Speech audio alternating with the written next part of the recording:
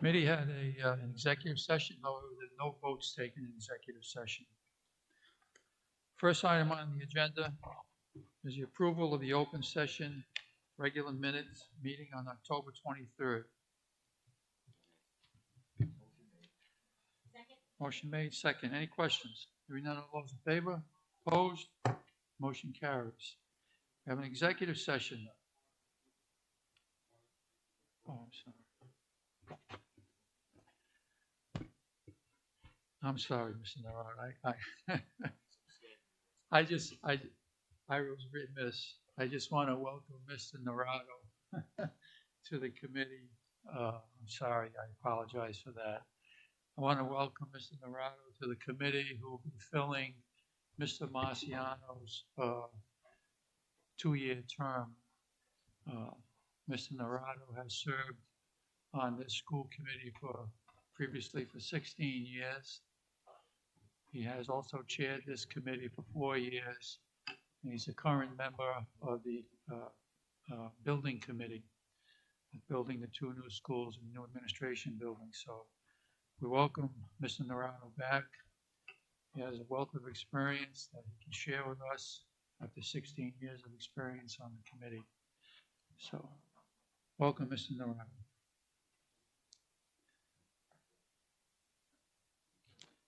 We have the executive session on October 23rd.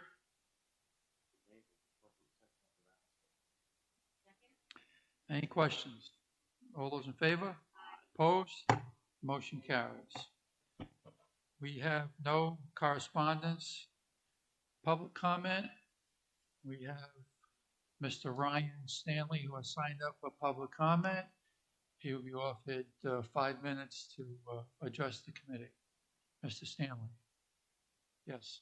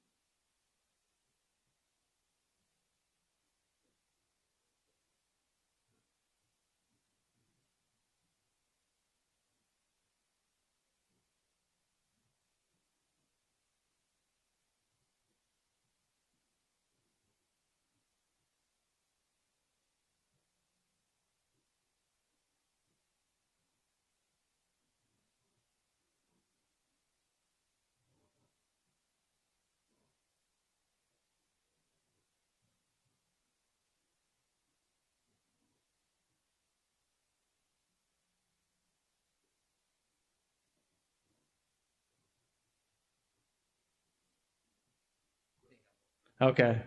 There we go. We are excited about the prospect of working with North Providence Public School District. As the largest and most chosen student transportation provider, we are a proven solution. We have more experience than any other provider. First Student has a century of history, experience, and dedicated service that showcases our commitment to student safety, parent trust, and school district partners across the country. We know that, but members of the community may still ask why choose First Student. I could talk in length about First Student's achievements, operational excellence, and our cutting-edge technology. But at the end of the day, the committee and the community needs to know why First Student is the best option for North Providence and why now. So I'd like to highlight a few areas that are relevant to the community. First Student is a dependable partner, trusted by many school districts and private schools in Rhode Island. We work with 13 school districts in the state at 11 locations. We staff over 1,200 people in the state, and we operate over 700 school buses. Our support network is key to our success. Together, we find solutions to logistical challenges, to assist other locations and with drivers and vehicle resources. This level of support would also be at the district's disposal. We would offer North Providence School District the best possible solutions to any transportation challenge and to support the district's regular home to school and athletic trips.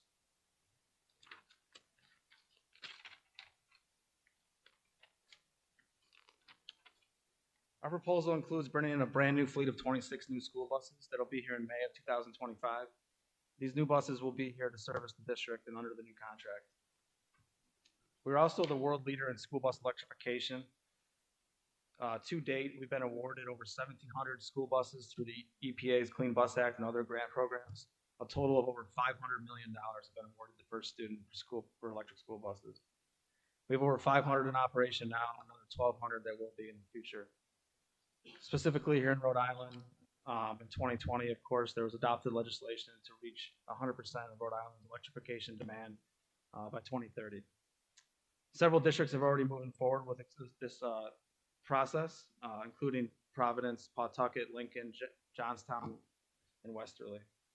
Just recently, First Student was awarded $12 million for 45 electric buses with this EPA Clean Bus Act, 22 of them for Pawtucket, which is the district and the location we would run North Providence out of about 4 miles from here.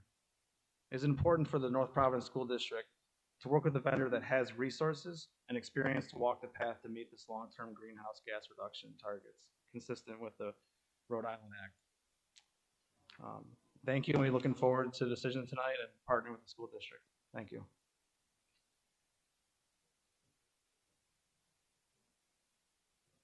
Anyone have any questions? I just have one question. In your bid, we would be sharing the supervisor with Pawtucket, is that correct?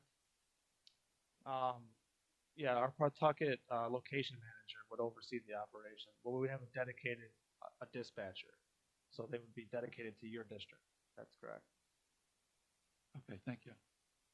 But we are open, of course, to giving you. Any other questions? Thank you. You're welcome. Thank you, sir. Item number 7, consent agenda. Motion made to accept as presented. Any questions on the consent agenda? Hearing none, all those in favor? Aye. Opposed? Motion carries. Item number 8, superintendent's report. Mr. Goho. Thank you, Dr. Pilata, members of the committee. First item on my agenda, as you know, we have a new preschool administrator overseeing our preschool program. She's here in the audience, Casey Ferrara. Has done a phenomenal job getting us along the process of Bright Stars certification, but also making sure that we provide the appropriate needs for our preschool eligible children here in the town of North Providence. So essentially, I'm going to turn the microphone over to Ms. Van Avery, who works very closely with Ms. Ferrara. So we have identified an increase in the number of children in the town of North Providence who qualify for preschool services. And under statutory law, we are obligated to provide those services. So these needs appear in the middle of the school year. So what we're going to propose to the school committee tonight is a ceiling in terms of what we think it would impact the district financially to service these kids starting in January. I'll turn it over to Ms. Van Avery. We do have some alternatives that might come in lower than the number that we're asking you to approve tonight. And we also have begun discussions on potential offsets in the budget to fund that ceiling. So it is a work in progress, but we do need to get the postings out as quickly as possible so that we can begin to service the newly identified children in January. One thing I will say, at this point, we're anticipating at, approximately 7 students who by the middle of the winter would be serviced, and then they would count in our March census to the Department of Education. And so that would impact our state aid final numbers with an increase of enrollment. So that funding would potentially come in during the next fiscal year. So Ms. Van Avery. Yeah. So thank you, Joe, and thank you, Casey, for being here as well. One of the things that Casey and her team has worked on really hard this year is doing more screening. So the more you screen, the more students you find that are eligible for services, and that's what we're seeing an increase of. Approximately, we have just shy of about 1,000 students in North Providence ages 3 through 5. So as we're finding more students and screening more students, again, we are filling up our classrooms, and there are more students, more children who require services. So we are requesting our option 1, which is we would like to open an additional halftime pre-K. We have the space currently at Greystone Elementary, and so we were looking for a halftime teacher, a halftime speech pathologist, and an additional halftime paraprofessional to be able to support those students. Casey and I have sat and gone through probably about 10 different options. We met with the Department of Education. Obviously, this is the best option. It works the best for our students. But we run the gamut of if we weren't able to find a teacher, because we do realize that's really challenging at this time, especially a half-time teacher. What could we do outside of our school hours? Could we ask our staff to stay? Could we pay overtime? Could we offer other programming? Could we do a programming during the day, during preps, and pay people during that time? We've talked about splitting up and only offering a service versus an actual classroom. We've talked about next year potentially closing our all-day pre-K and opening back up to have 2 half-time pre-Ks. We would prefer not to do that, but we also understand that fiscally we need to be responsible as well. So, we recognize we need to meet the needs of all of these students, 3 to 22. And so that's what we're requesting this evening. Any questions from Ms. Van Avon? Okay, so the recommendation is to initiate that class effective. We would post immediately and hope to get it up and running as soon as we can for after the first of the year. So it's an unbudgeted expense. The amount, the ceiling it's in your packet. I believe it's approximately 120,000. There's a very real possibility that when we advertise for a half-time preschool teacher, we likely won't get anyone. We're not even getting applicants, and this is a problem around the state for full-time preschool positions. So if we're fortunate enough to find someone, that is the ideal. But we're prepared to implement other initiatives to address these needs that are less costly. Motion to approve. There's a motion and a second. Any further discussion? Hearing none, all those in favor? Aye. Opposed? Motion carries.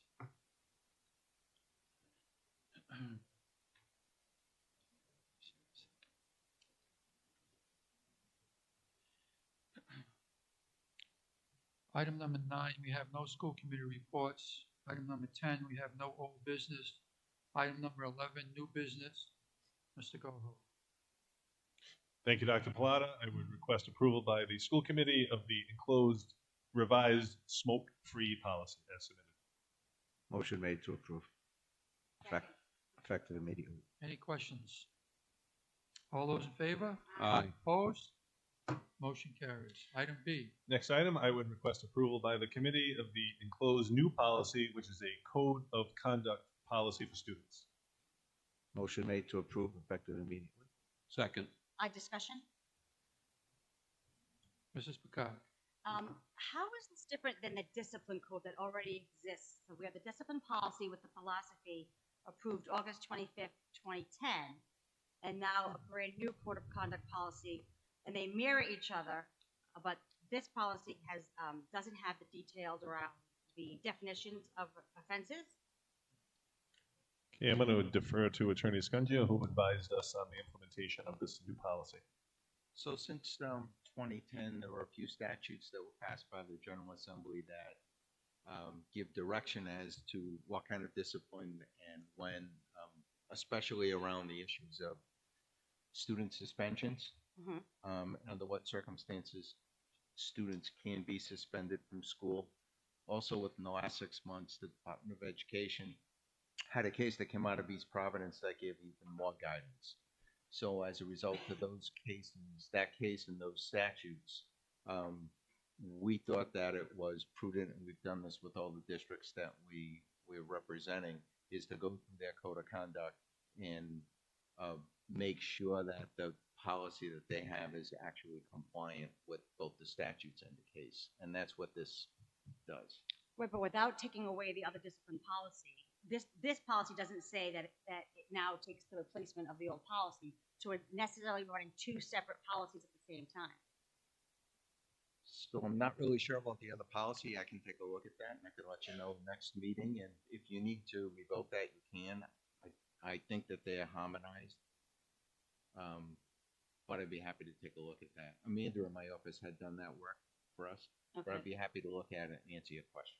So, so then I have 2 more things. One is in paragraph 2, it talks about students and parents must acknowledge in writing that they have received a copy of the Code of Student Conduct. Yet for the school district, we can do things electronically. I think we just need to be mindful of things that are electronic, that we don't want to say things are in writing, but say that there's a form of communication that they're signed off versus a writing. And then the definitions, I mean, I know we all live this world sometimes, but my recommendation also is that there needs to be more clarity around what we mean when we say something, because then it becomes ambiguous and then we're arguing about what the definitions are. I mean, you can use Ryan's definition or the definition that's in the law, but I don't think it hurts to reiterate. But like I said, my larger concern is, like, my suggestion is that we table it, or do this as a first read and come back with a second read, because we already have a discipline code of conduct and we're not taking it off the table tonight. It's not on the agenda. Your second point I didn't get. With respect to your first point, I believe that there is either an outstanding statute or regulation that requires parents to sign a copy of the student code of conduct. Sign off, right, but not Right, doesn't have to be in writing.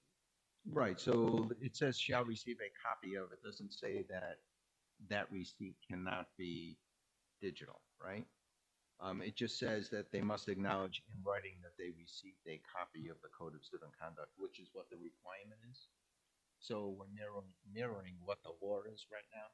So you could comply with this policy by having a digital signature in terms of the write-up if you want to, and that would be compliant with it. So I don't think it needs an amendment. You had a reference to, so I think that answers your first question. With respect to the second question, I'm not sure what definitions you have an issue with. And be happy to go over those with you.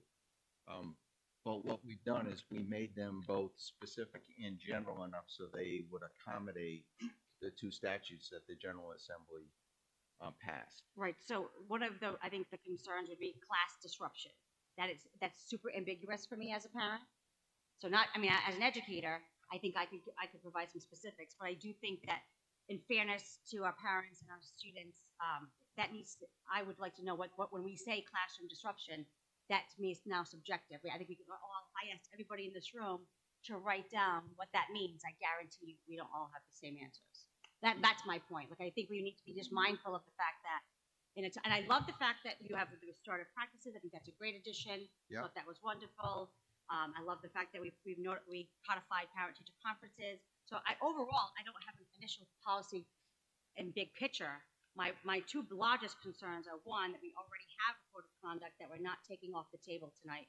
So really, we should have rescinded the policy or said that this is going to be replacing right in here that original policy. And two, it's just making sure that we're not being ambiguous in areas like disruptive in class, because I think, teacher challenge levels too can vary. Some have more challenge levels, but disrupting, what does that mean? I think even if you ask every teacher in the district to write down what that means, they would have different varying opinions. With respect, I understand where you're coming from, but when you look at any word, it could have multiple definitions, regardless of what the word is. For instance, vulgarity. So a parent's view of vulgarity, especially nowadays, may be different than what the school says. Physically aggressive behavior, same thing. They're all generic terms. It's almost impossible to come up with enough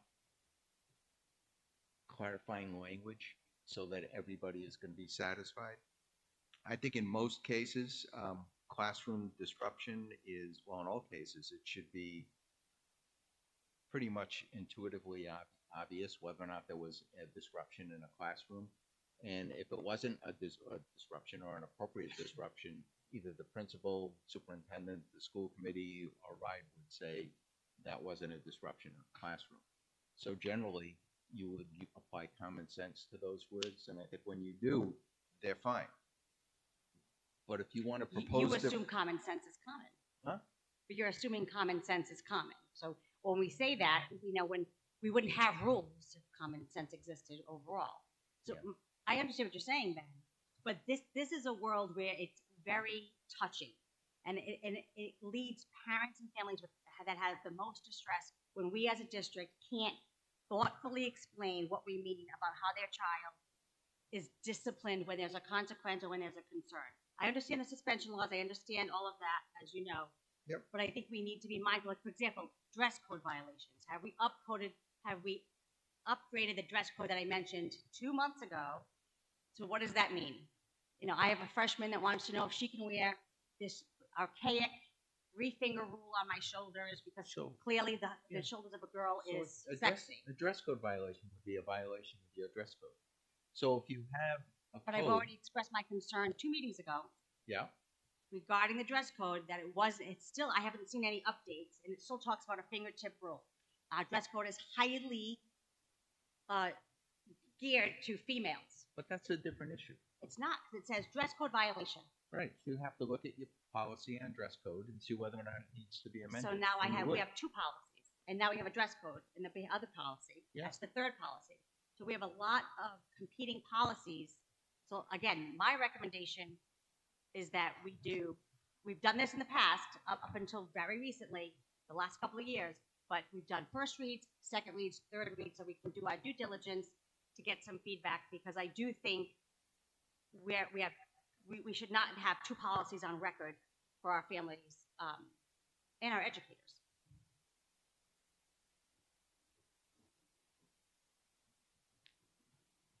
Again, I'm one voice. So just one point of clarification, the high school is in the process. After the September meeting, we had a conversation with them. So that was about end of September. We're in October, middle of November. Mrs. McGill and her team are working through various dress codes of other districts and putting a committee together to take a look at that. So I don't have a final product to bring before you yet. I don't have a final product to bring before you yet.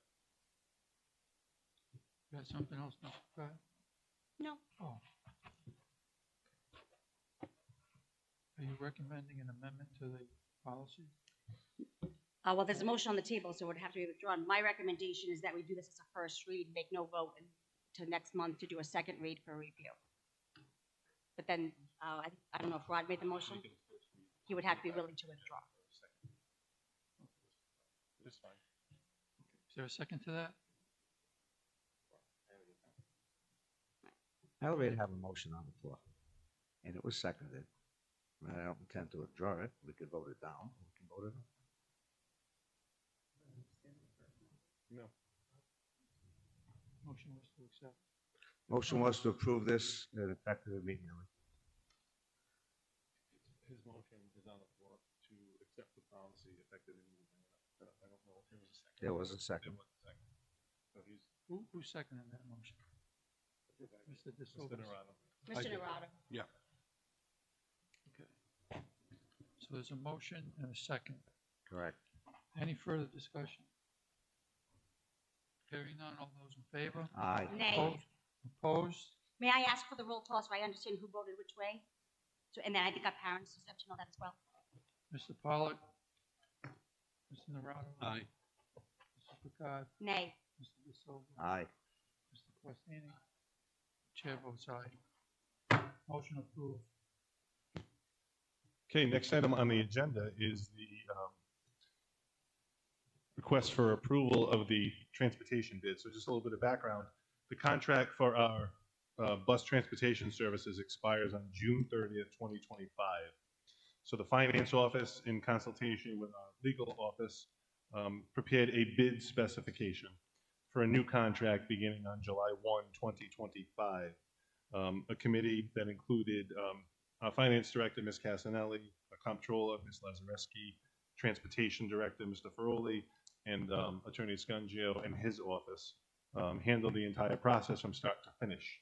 The sealed bid opportunity was advertised, and the bid was opened and publicly read on October 16th, 2024.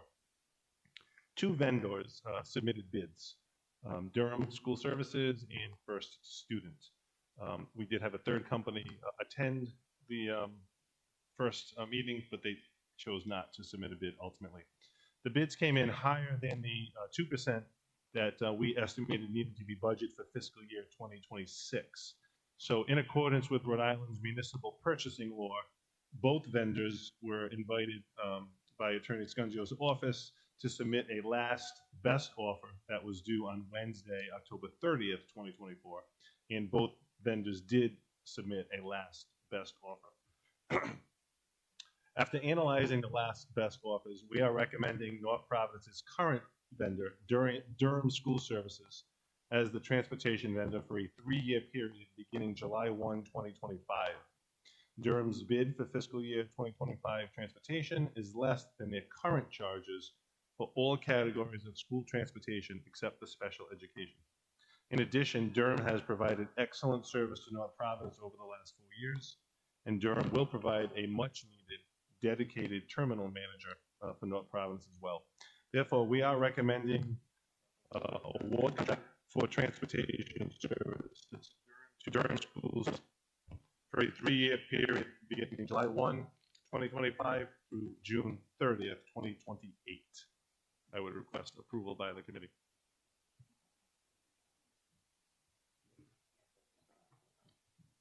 Motion made to approve. There it is, motion made to approve. Motion made and second. Any discussion or questions? Hearing none, all those in favor? Aye. Opposed? Motion carries. Thank you. Thank you. Next item.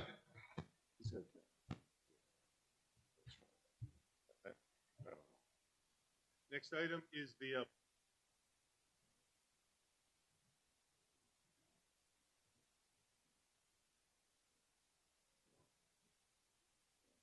current bidder that we have, Dr. Daycare, Kids Club. Kids Club, That's it. KK, baby. Escape me there for a second. Kids Club, that we continue with awarding the program to them. There is no budgetary impact on this. North Providence does not impact our operating budget. The funds that are obtained from the parents who pay for the service, the funds are kept in a reserve capital account, which we believe is by ordinance dedicated to capital improvements at the elementary schools. And we have discussed today that we do want to revisit that because with brand new elementary schools coming online, that we're going to have brand new schools and not have a significant need for capital funds for the elementary schools, which was the purpose of the original ordinance. So, but anyway, we are requesting that Kids Club be awarded the bid. Motion made to approve to Kids Club. Second. Any discussion? Hearing none, all those in favor? Aye. Opposed? Motion carries. Next item on the agenda, we're very happy to announce that the Rhode Island Department of Education has awarded the North Providence Public Schools an Arts Initiative Grant in the amount of $125,000. We're very excited about that. We have met with our unified arts teachers as well as administrators, and the primary use of those funds is going to be to establish an arts pathway at the high school, and then also to continue to expand band opportunities with replacement instruments and new instruments at our elementary and middle schools as well. So I would request approval by the committee of the enclosed memorandum on the grant which is required by the Department of Education. So moved. Second. Motion made and second. Any discussion? I think it's wonderful. That's it. I think it's great. All those in favor? Aye. Opposed? Motion carries. Item F. I would request approval by the committee of the enclosed agreement with the Veterans Memorial Auditorium for the North Providence High School graduation ceremony on June 4th, 2025. So moved. Second. That's Any fast. questions? Hearing none, all those in favor? Aye. Opposed? Motion carries. Dr. Plata, one item I would like to mention just to recognize we approved the retirement this evening. Cheryl Casanelli, special needs teacher, resource teacher at Birchwood Middle School, is retiring after 36 years of service to North Providence. So we wish Cheryl good luck and good health in the future and thank her for her service. Thank you, Mr. Coho, for that. Item number 12, approval of bills. Motion made to approve as submitted. Second. Any discussion? Oh, the usual kudos. Very well done. It's nice to see Ms. Casanelli here too. Any further discussion? Hearing none, all those in favor? Aye. Opposed? Motion carries. Item number 13, use of property requests. Motion made to approve as submitted. Any questions? Hearing none, all those in favor? Aye. Opposed? Motion carries. Item number 15, we have no pending business. Chair will entertain a motion to adjourn. Motion made. All those in favor? Aye. Opposed? Motion carried. Meeting is adjourned. Thank you, everyone, and have a happy Thanksgiving.